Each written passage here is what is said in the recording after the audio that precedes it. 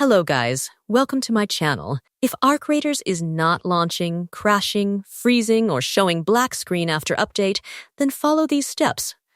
First, open Steam, right-click on Arc Raiders, and go to Properties. Go to the General tab and check Launch Options. If you see anything written there, like DX11 or other commands, remove everything and leave it empty. Then, relaunch the game and check. If still not working, go back to Launch Options and try typing DX12, then launch the game again. This has helped many players. If still not working, remove everything again. If it was already empty, try DX11 and check again.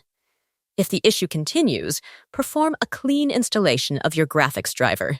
If you have NVIDIA GPU, go to NVIDIA website, select your graphics card and operating system, download the latest game-ready driver, run the setup file, select Custom Installation, and check Perform Clean Installation. Then, restart your PC.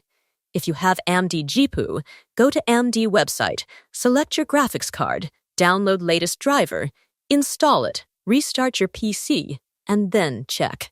You can also try installing optional driver updates. Next, open Steam. Go to Arc Raiders. Properties. Installed files. Verify integrity of game files. Wait until verification completes, then relaunch the game. One of these steps should fix the problem.